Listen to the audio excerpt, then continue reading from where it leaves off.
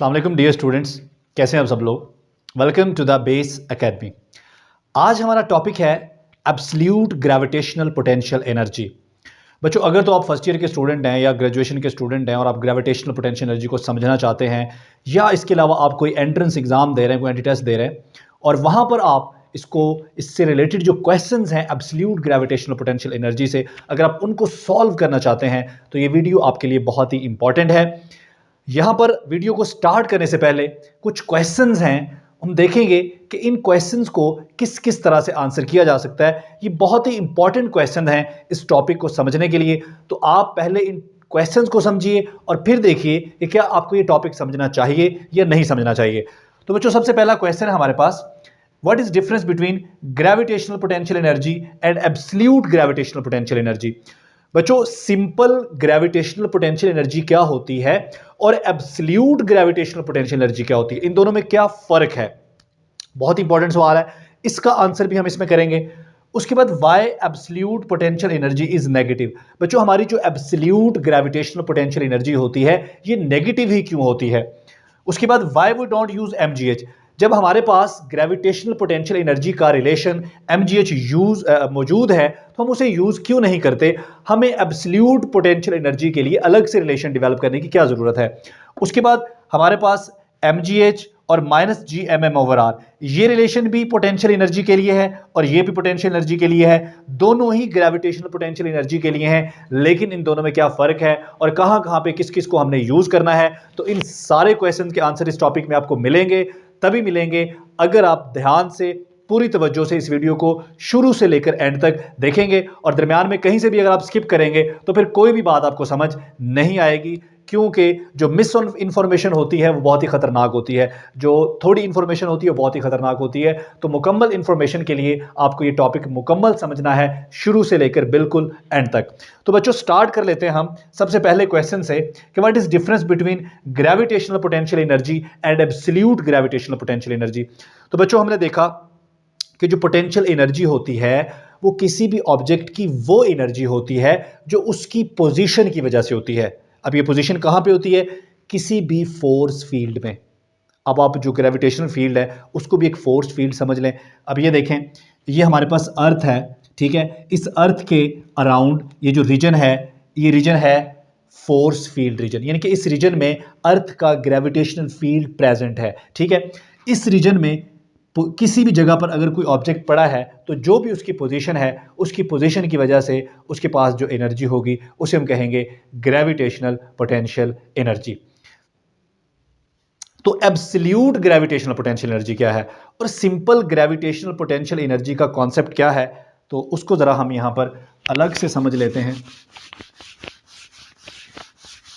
बच्चों, gravitational potential energy जो है वो हम लेते हैं with reference to the surface of earth, यानी कि अगर ये हमारे पास अर्थ है तो अर्थ की सरफेस से किसी भी पॉइंट पर अगर कोई ऑब्जेक्ट पड़ा है और ज़मीन से जितनी उसकी हाइट है उस हिसाब से उसके अंदर पोटेंशियल एनर्जी होगी, जिसे हम कहते हैं mgh। अब ये पोटेंशियल एनर्जी कैसे आई है इस ऑब्जेक्ट में, ये पोटेंशियल एनर्जी इस तरह से आई है कि हमने इसे सरफेस ऑफ अर्थ से उठाया है और हम इसे इस पॉइंट तक लेकर गए हैं। हमने इस पर जो वर्क किया है ये वर्क कहलाएगा सिंपल उसकी ग्रेविटेशनल पोटेंशियल एनर्जी। या दूसरे लफ्ज़ों में आप यूं कह सकते हैं कि इस ऑब्जेक्ट को सरफेस ऑफ अर्थ से उठाकर यहाँ तक ले जाने में जितना आप इस पर वर्क करोगे वो वर्क इसके अंदर स्टोर हो जाएगा और वही कहलाएगी इसकी ग्रेविटेशनल पोटेंशियल एनर्जी। तो फिर एब्सोल्यूट पोटेंशियल एनर्जी क्या है। बच्चों, एब्सोल्यूट ग्रेविटेशनल पोटेंशियल एनर्जी ये है कि आपने किसी ऑब्जेक्ट को सरफेस ऑफ अर्थ से या सरफेस ऑफ अर्थ के अलावा किसी और पॉइंट से उठाना है और उठाकर आपने उसे वहां तक ले जाना है जहां ग्रेविटेशनल फोर्स जीरो हो जाए, ठीक है। उस पॉइंट का डिस्टेंस जो है हम इन्फिनिटी मानेंगे। जिस पॉइंट पर ग्रेविटेशनल फोर्स जीरो होती है उस पॉइंट को हम इन्फिनिटी मानेंगे। तो उस पॉइंट तक ले जाने में आपको जितना वर्क करना पड़ेगा वो वर्क कहलाएगा एब्सोल्यूट ग्रेविटेशनल पोटेंशियल एनर्जी। तो दोनों है वर्क की, चाहे ग्रेविटेशनल पोटेंशियल एनर्जी है और चाहे एब्सोल्यूट ग्रेविटेशनल पोटेंशियल एनर्जी है, दोनों में हम कर वर्क ही रहे हैं। लेकिन जो एब्सोल्यूट वाला वर्ड है वो इसलिए यूज़ कर रहे हैं कि हमने इतना वर्क करना है अपने ऑब्जेक्ट पर कि उसे उठाकर हमने ले जाना है उस पॉइंट तक जहां पे अर्थ का ग्रेविटेशनल फील्ड ज़ीरो हो जाए। ये दूसरे लफ्ज़ों में स्ट्रिक्टली स्पीकिंग ये बात टेक्निकली ठीक नहीं है, लेकिन चलें फिर भी हम इसको समझ लेते हैं। हमने उस पॉइंट तक लेके जाना है जहां अर्थ का ग्रेविटेशनल फील्ड ज़ीरो हो जाता है, ख़त्म हो जाता है। तो उस पॉइंट तक ले जाने में जितना आपको वर्क करना पड़ेगा, उस वर्क उस ऑब्जेक्ट के अंदर स्टोर होगा और उसे हम कहेंगे एब्सोल्यूट ग्रेविटेशनल पोटेंशियल एनर्जी। ये तो पहली बात हो गई, पहले क्वेश्चन का आंसर हो गया। ठीक है, अभी हम एब्सोल्यूट ग्रेविटेशनल पोटेंशियल एनर्जी के लिए एक रिलेशन डेवलप करने जा रहे हैं। लेकिन हमारे जहन में ये सवाल आता है, ये बात हमारे जहन में आती है कि ग्रेविटेशनल पोटेंशियल एनर्जी का रिलेशन ऑलरेडी मौजूद तो है, ऑलरेडी हमारे पास एक रिलेशन है कि ग्रेविटेशनल पोटेंशियल एनर्जी जो होती है, चले मैं इसको पोटेंशियल एनर्जी ही लिखता हूं ताकि आप कंफ्यूज ना हो। पोटेंशियल एनर्जी जो होती है ये बराबर होती है mgh के। ये रिलेशन हमारे पास है तो सही, तो फिर हम एब्सोल्यूट ग्रेविटेशनल पोटेंशियल एनर्जी के लिए एक अलग से रिलेशन बनाने क्यों जा रहे हैं? बच्चों ये देखिए, इस रिलेशन में ये जो mg है ये आपकी ग्रेविटेशनल फोर्स है और h आपकी हाइट है। बच्चों अगर तो आप सरफेस ऑफ अर्थ के करीब करीब रहते हैं, नियर द सरफेस ऑफ अर्थ, तो आपकी ग्रेविटेशनल फोर्स कांस्टेंट रहती है। This relation is valid, everything is okay. लेकिन अगर आप लोग सरफेस ऑफ अर्थ से ज्यादा हाइट पे चले जाते हैं, इतनी हाइट पे चले जाते हैं कि आपकी जो हाइट है वो वेरी वेरी लार्ज हो जाती है रेडियस ऑफ अर्थ से, तो फिर gravitational force is no more constant. Gravitational force inverse square law के मुताबिक जूं जूं डिस्टेंस बढ़ेगा, जमीन से आप दूर होते जाएंगे, तो ग्रेविटेशनल फोर्स वीक होती जाएगी, ग्रेविटेशनल फोर्स कम होती जाएगी। ग्रेविटेशनल फोर्स तभी तक कांस्टेंट रहती है जब तक आप सरफेस ऑफ अर्थ के करीब करीब रहते हैं। जो ही आप सरफेस ऑफ अर्थ से ज्यादा दूर जाते हैं, फोर्स कांस्टेंट नहीं रहती और आप इस रिलेशन को यूज नहीं कर सकते। फिर क्या करना होगा? हमें इस रिलेशन को मॉडिफाई करना होगा, इस रिलेशन में हमें तब्दीली लेकर आनी होगी और वो तब्दीली कहलाएगी एब्सोल्यूट ग्रेविटेशनल पोटेंशियल एनर्जी। तो आपको समझ आ गया कि ये रिलेशन हम कहाँ तक यूज़ कर सकते हैं और कहाँ तक यूज़ नहीं कर सकते, और एब्सोल्यूट ग्रेविटेशनल पोटेंशियल एनर्जी के लिए इस रिलेशन को इस्तेमाल नहीं किया जा सकता। उसकी वजह भी हमने बता दी, क्योंकि हमने तो जाना है इन्फिनिटी तक, और ये रिलेशन तब तक ही वैलिड है जब तक फोर्स कांस्टेंट रहती है। और फोर्स कहाँ तक कांस्टेंट रहती है? ज़मीन के करीब करीब, सरफेस ऑफ अर्थ के करीब करीब।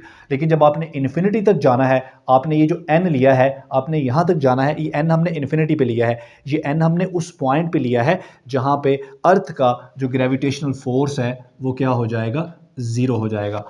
तो बच्चों अगर हमने वहाँ तक जाना है तो फिर gravitational force is no more constant, और अगर वो कांस्टेंट नहीं है तो ये रिलेशन अप्लाई नहीं किया जा सकता, क्योंकि ये रिलेशन तभी अप्लाई किया जा सकता है जब ग्रेविटेशनल फोर्स कांस्टेंट रहे। तो बच्चों अभी हमें यह भी पता चल गया कि हमें gravitational absolute gravitational potential energy के लिए एक नया रिलेशन डेवलप करना पड़ेगा, और अभी हम उस रिलेशन को डेवलप करने जा रहे हैं। अभी आपको पहले दो क्वेश्चन का आंसर मिल चुका होगा कि एब्सोल्यूट पोटेंशियल एनर्जी में और सिंपल पोटेंशियल एनर्जी में क्या फ़र्क है, आप mgh को कहाँ तक यूज़ कर सकते हैं और फर्दर क्यों यूज़ नहीं कर सकते। तो अभी हम एक मैथमेटिकल रिलेशन डेवलप करने जा रहे हैं for absolute gravitational potential energy. उसके लिए हम ये करते हैं कि हम सरफेस ऑफ अर्थ से उस पॉइंट तक जहाँ अर्थ का ग्रेविटेशनल फोर्स कांस्टेंट रहता है उसको हम निगलेक्ट करते हैं, क्योंकि वहाँ तक तो फोर्स कांस्टेंट है। हम ये समझ लेते हैं कि हमने किसी ऑब्जेक्ट को यहाँ से उठाना है, इस पॉइंट से। अब ये पॉइंट सरफेस ऑफ अर्थ से काफ़ी दूर है, यहाँ तक तो ग्रेविटेशनल फोर्स रहती है कांस्टेंट, ठीक है, इसलिए हम यहाँ की बात नहीं कर रहे। हम उस पॉइंट से आगे को जाएंगे जिस पॉइंट से आगे ग्रेविटेशनल फोर्स फर्दर कांस्टेंट नहीं है, बल्कि वो वेरी कर रही है। तो हमारा ऑब्जेक्ट, पहली बात, हमारा ऑब्जेक्ट, जिस ऑब्जेक्ट की अब हम बात कर रहे हैं, जिसको उठाकर हमने इन्फिनिटी तक ले जाना है, वहां तक ले जाना है जहां अर्थ का ग्रेविटेशनल फोर्स 0 हो रहा है, ठीक है। तो वो ऑब्जेक्ट सरफेस ऑफ अर्थ पे नहीं पड़ा, बल्कि वो ऑब्जेक्ट पड़ा है पॉइंट 1 पे। हम क्या करेंगे, चूंकि फोर्स कांस्टेंट, फोर्स जो है वो चेंज हो रहा है, कांस्टेंट नहीं है, तो हमें क्या करना है, हमें अपने वर्क को स्मॉल इंटरवल्स में करना है, ताकि हर इंटरवल के अंदर फोर्स कांस्टेंट रहे और हम वर्क कैलकुलेट कर सकें। तो हमने ये इंटरवल्स बना लिए, 1 से लेकर 2 ये एक इंटरवल है, फिर 2 से 3 अगला इंटरवल, फिर उससे अगला interval, and up to so on N तक आप स्मॉल इंटरवल्स में वर्क करें। उसका फायदा ये होगा कि विद इन द इंटरवल, एक इंटरवल के अंदर रहते हुए हमारी फोर्स क्या रहेगी, कांस्टेंट। लेकिन जो ही आप दूसरे इंटरवल में जाएंगे तो आपकी फोर्स चेंज हो जाएगी, लेकिन उस इंटरवल के अंदर अंदर फोर्स क्या रहेगी, कांस्टेंट रहेगी। तो इस तरह से हमें पोटेंशियल एनर्जी कैलकुलेट करने में आसानी हो जाएगी। तो हमने इस पॉइंट 1 से पॉइंट n तक जाने में जितना भी टोटल वर्क करना है, उसको हमने इंटरवल्स में करना है, ठीक है। हर इंटरवल का वर्क आपने अलग निकालना है, एंड पर आपने सारे इंटरवल के वर्क को जमा कर लेना है, टोटल वर्क आ जाएगा, और वही टोटल वर्क होगा आपकी एब्सोल्यूट ग्रेविटेशनल पोटेंशियल एनर्जी। तो बच्चों, आगे बढ़ने से पहले कुछ चीज़ें यहाँ पर क्लियर हो जाएं। इस पॉइंट 1 का जो डिस्टेंस है सेंटर ऑफ अर्थ से, वो r1 है। पॉइंट 2 का जो डिस्टेंस है सेंटर ऑफ अर्थ से, वो r2 है। और पॉइंट 1 और पॉइंट 2, इन दोनों का जो मिड पॉइंट है, उस मिड पॉइंट का डिस्टेंस सेंटर ऑफ अर्थ से r है। जबकि ये जो इंटरवल का फासला है, यानी कि पॉइंट 1 और पॉइंट 2 के दरमियान ये जो इंटरवल का गैप है, ये इंटरवल का गैप है डेल r के बराबर, ठीक है। जबकि डेल r जो है हमारा, del r is equal to r1, sorry, del r जो है हमारा, ये होगा r2 माइनस r1। बच्चों कैसे, ये देखें, यहां से लेकर यहां तक ये डिस्टेंस क्या है, ये डिस्टेंस है r1, और यहां से लेकर यहां तक क्या है, डेल r। तो r1 plus del r is equal to, बच्चों यहां से यहां तक r1 प्लस यहां से यहां तक r2, सॉरी डेल r। तो आप कहां पहुंच गए, आप यहां पहुंच गए, और ये फासला क्या है, ये फासला है r2। इसका मतलब है r1 plus del r is equal to r2। बच्चों आप ये करें, r1 प्लस हो रहा है, इधर ले आए, इधर आके क्या हो जाएगा, माइनस, और यहां क्या रह गया, डेल r। तो del r is equal to r2 minus r1, ये हमने ऊपर कहा, लेकिन हमने इसको प्रूव भी कर दिया। बच्चों ये जो r है, ये मिड पॉइंट है, ये मिड पॉइंट है पॉइंट 1 और पॉइंट 2 का। चूंकि ये मिड पॉइंट है, इसलिए हमारे पास r बराबर आएगा r1 plus r2 divided by 2।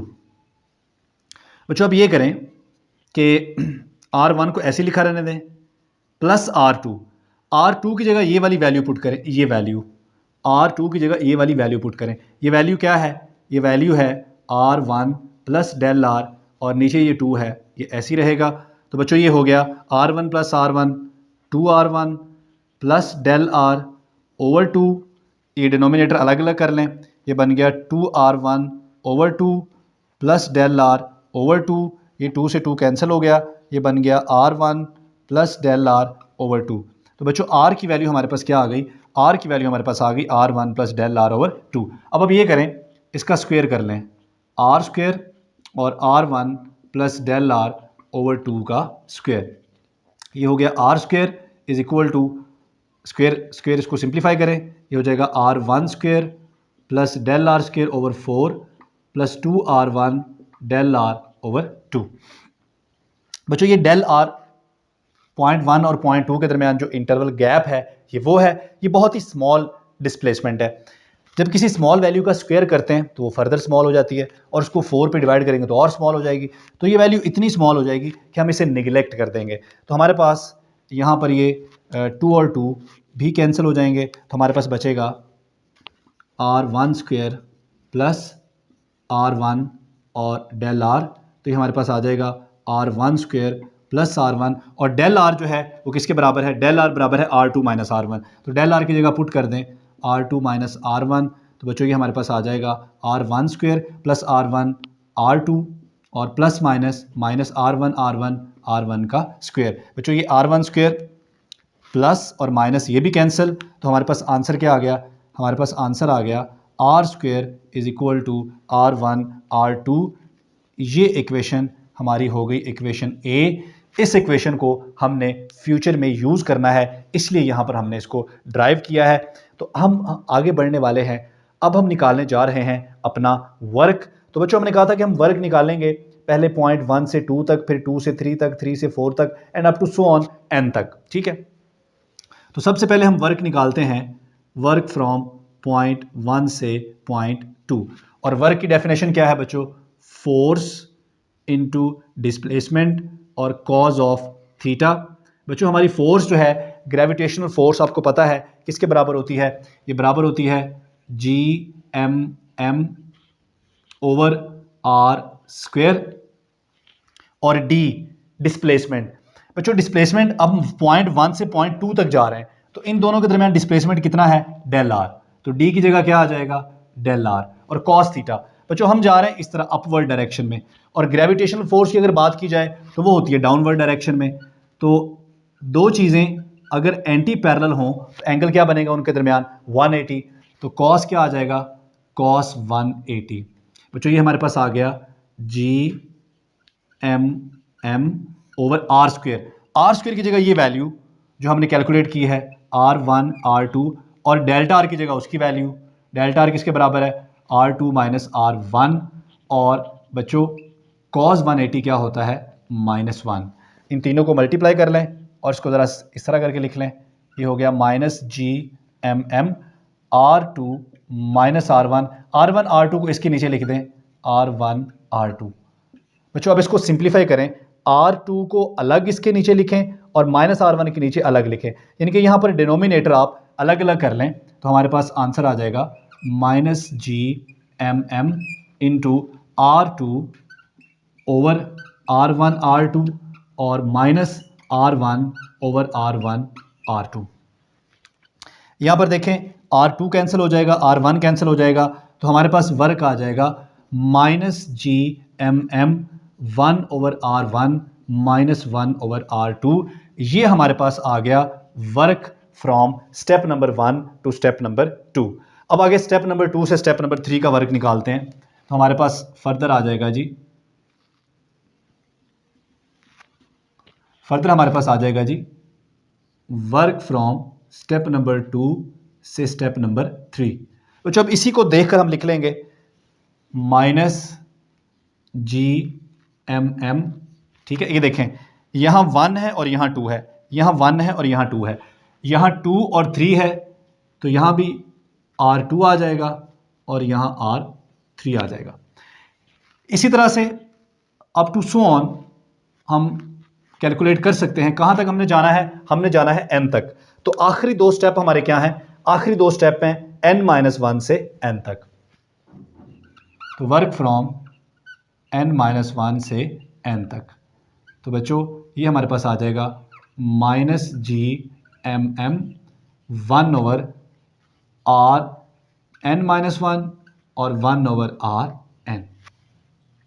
बच्चों अब टोटल वर्क क्या होगा, टोटल वर्क होगा हमारे पास, इन सारे वर्क को जमा कर लें, 1 से 2 तक प्लस 2 से 3 तक एंड कहाँ तक, n-1 से n तक, इन सब को जमा कर लें। अब यहाँ पर वैल्यूज पुट करें, हमारे पास जो टोटल वर्क आ जाएगा, total work is equal to 1 से 2 तक क्या निकाला है आपने, ये निकाला है -Gm 1 over R1 -1 over R2 plus 2 से 3 तक आपने क्या निकाला है, -Gm, ठीक है जी, into 1 over R2 -1 over R3। ये माइनस जो है इसको मैं यूं ब्रैकेट में लिख लेता हूं, ठीक है, ताकि कन्फ्यूजन ना हो। And up to so on, आखिरी जो हमारे दो स्टेप हैं वो है जी ये Gm 1 ओवर Rn-1 से 1 ओवर Rn। बच्चों अब इन सब में आप देख रहे हैं -Gmm और -Gm, सब में -Gmm है, तो -Gmm आप ले लें कॉमन, -Gmm आ गया जी कॉमन। यहां पे क्या बचा, 1 ओवर R1 -1 ओवर R2। ये भी माइनस GMM कॉमन आ चुका है, तो यहां पे क्या बचा, प्लस का R2 और माइनस का R3 and up to so on 1/Rn-1 और 1/Rn। बच्चों आप एक चीज पे गौर करें, सिर्फ R की फर्स्ट और लास्ट वैल्यू रिपीट नहीं हो रही, उसके अलावा R की जितनी भी वैल्यूज हैं वो सारी रिपीट हो रही हैं। कैसे रिपीट हो रही हैं? R2 एक दफा माइनस में, एक दफा प्लस में, R3 एक दफा माइनस में फिर आगे प्लस में, इस तरह R4 एक दफा माइनस में एक दफा प्लस में, ये सारी वैल्यूज रिपीट हो रही हैं, एक दफा प्लस में एक दफा माइनस में, तो ये कैंसिल हो जाएंगी, minus plus minus plus minus plus up to so on. सिर्फ फर्स्ट वैल्यू और लास्ट वैल्यू रिपीट नहीं हो रही, वो रिपीट नहीं हो रही इसलिए वो वैल्यू क्या है, वो वैल्यू एज इट इज रहेगी। तो हमारे पास आंसर क्या आ गया, -GMM 1/R1 -1/Rn। बच्चों Rn यानी कि distance of this point from centre of earth, और इस पॉइंट का डिस्टेंस हमने क्या लिया है, इस पॉइंट का डिस्टेंस लिया हमने इन्फिनिटी, यानी कि हमने Rn को क्या लिया है, इन्फिनिटी। और बच्चों अगर मैं यहां पर पुट कर दूं 1/Rn की जगह इन्फिनिटी, तो समथिंग ओवर इन्फिनिटी क्या होता है, 0, तो ये फैक्टर हमारे पास क्या हो गया, 0, तो हमारे पास क्या बचा, -GMM इंटू 1/R1। और ये जो R1 है, इस पॉइंट का distance from centre of earth, इसको अगर मैं सिंपली R ले लूं तो ये हमारे पास क्या रह जाएगा, ये रह जाएगा -GMM इंटू R, या मैं इसको यूं भी लिख सकता हूं -GMM/R। तो ये हमारे पास आ गया टोटल वर्क, और ये टोटल वर्क जो है ये बराबर होगा एब्सोल्यूट ग्रेविटेशनल पोटेंशियल एनर्जी के। तो बच्चों हमने एब्सोल्यूट ग्रेविटेशनल पोटेंशियल एनर्जी को कैलकुलेट कर लिया है। अब यहां पर बहुत ही इंपॉर्टेंट डिस्कशन है, पूरे टॉपिक का जो निचोड़ है वो हम अभी इस रिजल्ट को डिस्कस करने जा रहे हैं, उसके अंदर है। तो सारे टॉपिक में जो सबसे इंपॉर्टेंट चीज है वो है ये वाला रिजल्ट। तो अभी हम सिर्फ 2 मिनट में इस रिजल्ट को डिस्कस करेंगे और आपको बहुत क्लियरली चीजें समझ आ जाएंगी। तो यहां से मैं थोड़ा सा अरेंज कर देता हूं ताकि हम इसको डिस्कस कर सकें। बच्चों सबसे पहले मैं यहां पे इस रिलेशन को लिख लेता हूं, U is equal to -GMM/R। अब सबसे पहला सवाल यह है कि ये absolute gravitational potential energy negative क्यों है। बच्चों यहां पर अभी जो हमने बात की, हमारे पास एक सिस्टम है और उस सिस्टम में 2 ऑब्जेक्ट्स हैं। कौन कौन से? एक है अर्थ और दूसरा वो ऑब्जेक्ट है जिसको हम अर्थ के ग्रेविटेशनल फील्ड में मूव करवा रहे हैं। क्लियर होगी बात?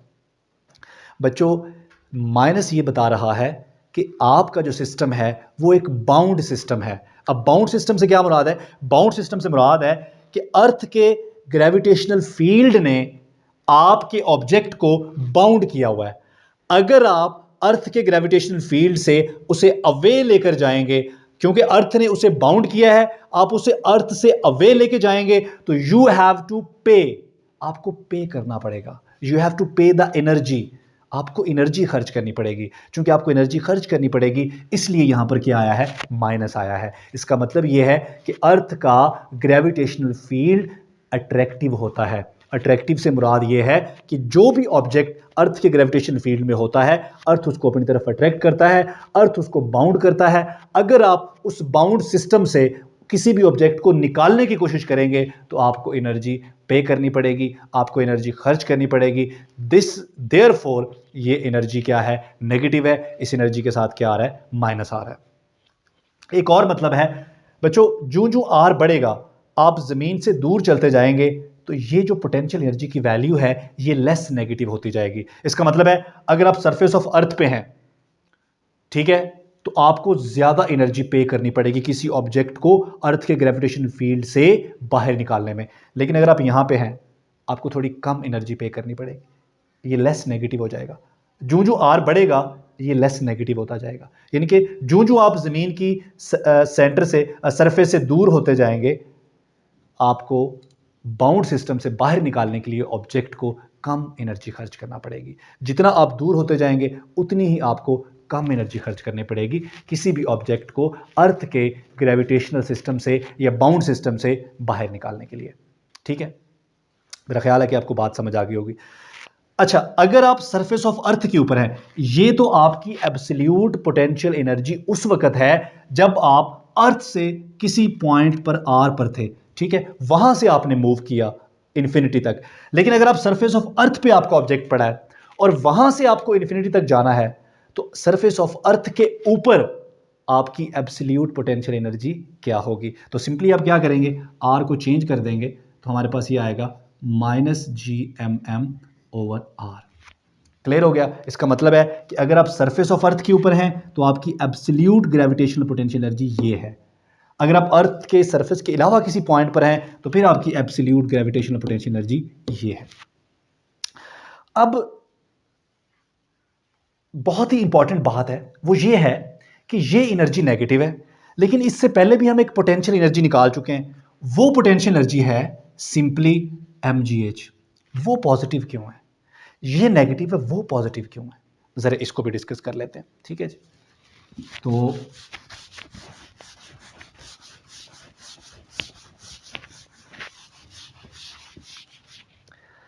बच्चों, पहले मैं आपको कॉन्सेप्ट समझाता हूं रेफरेंस पॉइंट का।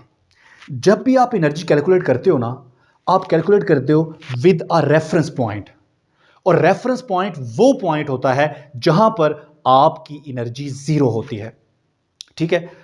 मसलन आप, ये अर्थ है और ये अर्थ का ग्रेविटेशनल फील्ड है, और ये एक पॉइंट है n जहां पे अर्थ का ग्रेविटेशनल फील्ड डिसअपीयर हो गया, जहां पे अर्थ का ग्रेविटेशनल फोर्स जीरो हो गया।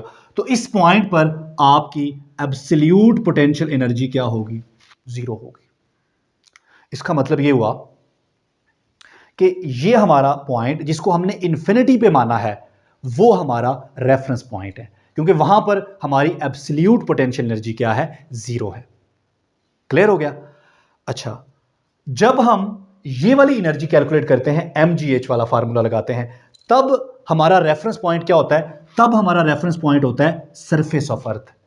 तब हम सरफेस ऑफ अर्थ के रेफरेंस से पोटेंशियल एनर्जी निकालते हैं। इसका मतलब है कि जब ये पोटेंशियल एनर्जी आप कैलकुलेट करते हो, तब आपका रेफरेंस पॉइंट होता है सरफेस ऑफ अर्थ। तब आपकी पोटेंशियल एनर्जी सरफेस ऑफ अर्थ पे क्या होती है? जीरो होती है। लेकिन जब आप एब्सोल्यूट पोटेंशियल एनर्जी निकालते हो तो आपका रेफरेंस पॉइंट इन्फिनिटी पे होता है। याद रखें, यहां पर मैं आपको समझाता हूं।